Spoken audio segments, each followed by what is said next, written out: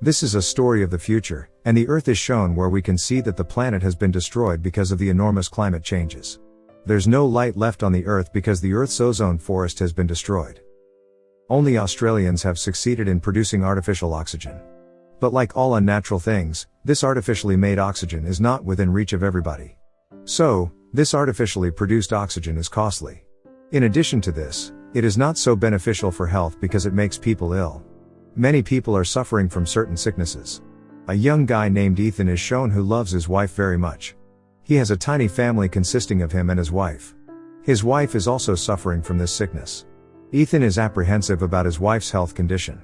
He wants to save his wife from this deadly sickness. One day Ethan is invited to a big firm. This firm is filled with substantial computerized screens, devices and robots. Modern technology can be seen everywhere.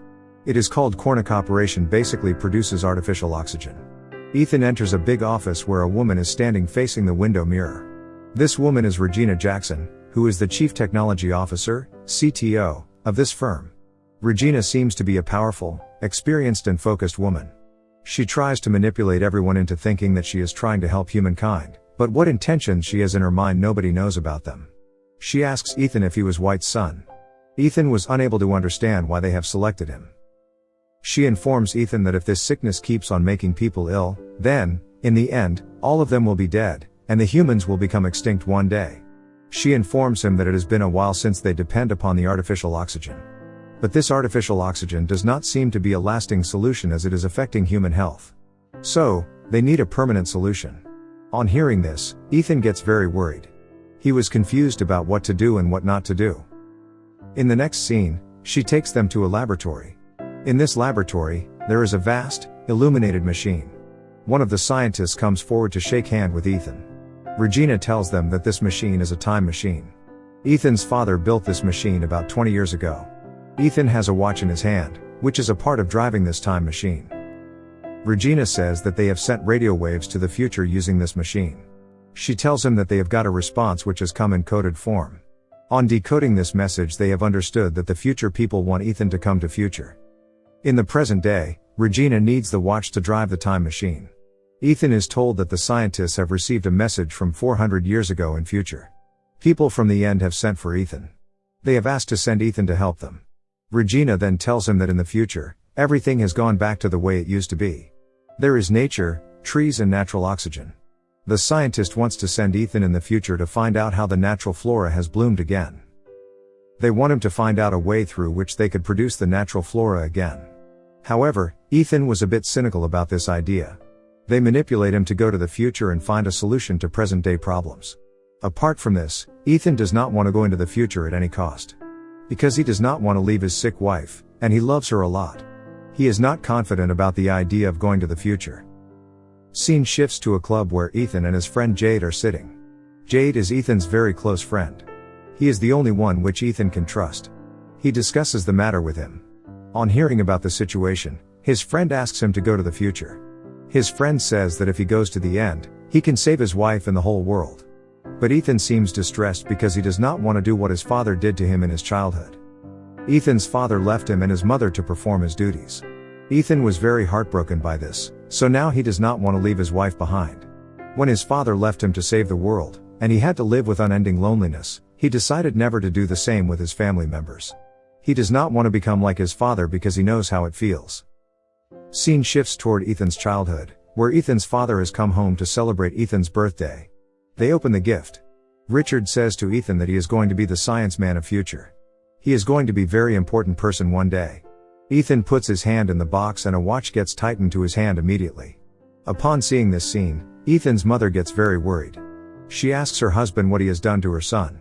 This watch is not detachable. Ethan tries to get rid of this watch, but he is not able to do it. Ethan goes home and discusses this matter with his wife. His wife is also suffering from the same sickness, which is caused due to the use of artificial illness. In her heart, she does not want him to go, but she is a very high-spirited woman, so she encourages Ethan to go. She says to Ethan that if he goes and becomes successful, he will save the world as a whole. She asks him to must go.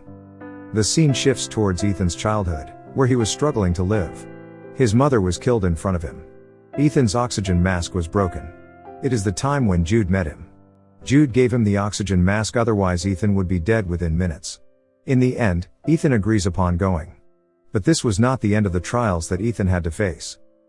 The following day, Ethan goes to Regina's office and informs her that he is ready to go. Regina is pleased to know about his decision. Everybody at the office was shocked to learn about his decision, and they started making arrangements. In the next scene, all the scientists train Ethan to go to the future.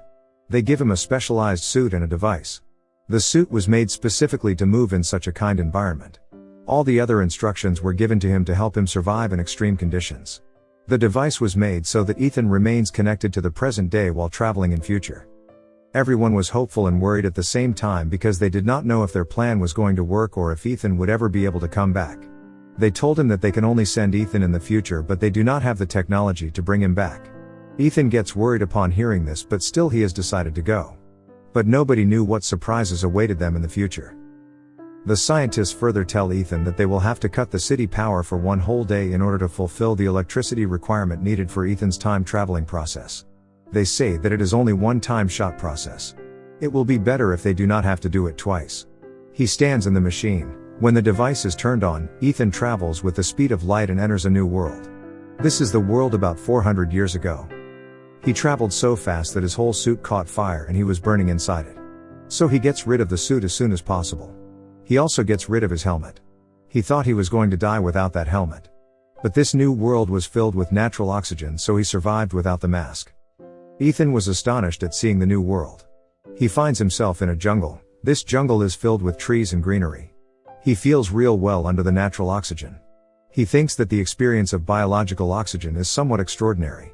Ethan takes his archive out to find out the location where he was standing, but archive was not able to locate it. He walks a little when he sees a bunker. In front of the bunker lays a skeleton. He is terrified by the structure, but he goes near the scaffolding to see it closely. On close inspection, he comes to know it is his own skeleton. On the one hand, the skeleton was wearing the same watch. The Archie that was made to connect Ethan from the future to the past was also lying there. He became really anxious, and he was not able to think of anything else. He was really heartbroken and terrified that he was going to get killed in this mysterious land and nobody would ever be able to know what had happened to him. After some time, he gained his senses back. Then, on comparing the device attached to the skeleton's hand and his own hand, he found out that his machine had a red light on it while the other device had a green light on it. He also listens to a recording in this machine according to which he was killed by a man. Ethan was asking the man to not kill him, but the man did not listen obviously. At night, he lights a small fire. He was hungry, so he collected some berries from the trees. He eats some berries not knowing that the berries are poisonous. So he starts getting sick. He was in great pain and was not able to cure himself. In the end, he lies there unconscious. After some time, when Ethan opens his eyes, he sees Jude in front of him. Jude has been sent to help Ethan since the year 2067. Jude helps Ethan in getting better, and once Ethan is feeling alright, they both go to see the same skeleton that Ethan has seen. They see that there is a hidden door in the bushes. A device appeared from the door, it scanned Ethan's retina, and the door opened automatically. In the laboratory there is a screen saying "Welcome Ethan Whyte." The watch marks a cut on Ethan's hand and analyzes his DNA. On analyzing the DNA, the time machine appears. They see a timer in the laboratory, and in the timer, only 4 hours are left. This laboratory was designed in such a way that once the door is opened, the laboratory, including the time machine, is going to be automatically destroyed within the next 4 hours. So they have to take plant samples from this world within the next 4 hours. But the container in which they had to take the pieces was totally destroyed. They have to repair it. So they only have limited time to collect the plant samples, repair the container device and go back to the year 2074. They get out of the lab and move towards the city. On reaching the premises of the jungle, they are thrilled to see that all the towns have been demolished and not a single human being exists. They go to the demolished places in order to find something that could be of their use.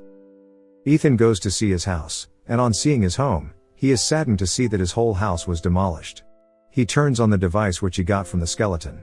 On hearing the recording, he comes to know that he was killed not by anyone else but by his own friend Jude. Before he can think of any protection plan, Jude finds him, and Jude is holding a gun to Ethan's head. Ethan tries to convince Jude that he can fix the container. He will repair the device and will get them both out of this time safely. Jude is not willing to believe him, but somehow Ethan has succeeded in convincing him. In the next scene, Both of them go to the laboratory again. They see that they only have 30 minutes left. Jude knew that within such less time, they would not be able to fix the container. So he thinks about getting out of the lab as soon as possible. Ethan quickly locks Jude in a room and comes back to the machine. He finds a recorded message. When he opens this message, he sees a holographic message from his father. In this message, his father was telling him how he was trying to save the world. He invented the time machine, but Regina intended to use the device for her own sake. That's why he has fixed the watch with Ethan's hand. She killed Ethan's father. Jude was also on Regina's side. Jude used to say negative things about Ethan's father. He used to brainwash him, saying awful things about Ethan's father. Now it becomes clear to Ethan how he has been manipulated and how Regina has used him to get what she wants. At this point, he thought about his wife, the world and all humanity.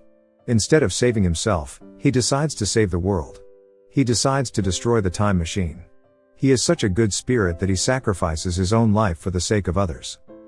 Now that he knows the truth, he decides to destroy the machine so that Regina won't be able to misuse it. While he is crushing the machine, Jude somehow gets out of the room and attacks Ethan. Ethan does not fight back. Ethan was not able to fight his only friend. This melts Jude's heart.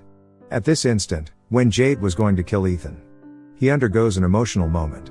Ethan says that he was going to get killed either way. If he stays in this world, then Jude will kill him, but if he goes back to his world, then Regina will kill him. Jude loves Ethan and has always helped him in a state of difficulty.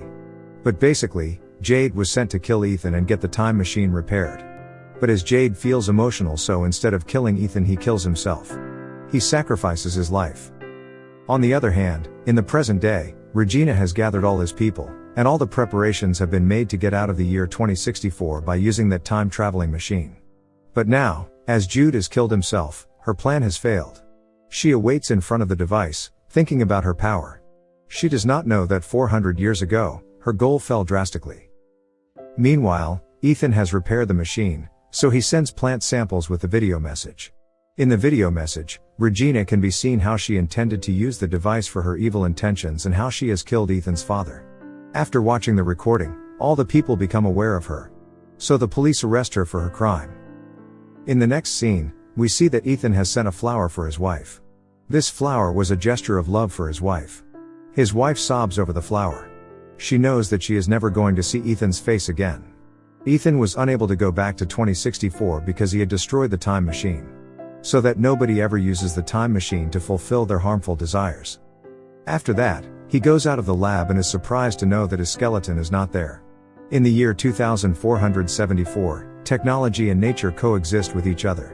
Ethan thinks about all the people living peacefully in 2474, but he is saddened to realize that he does not know anybody from this year because he has come from the past.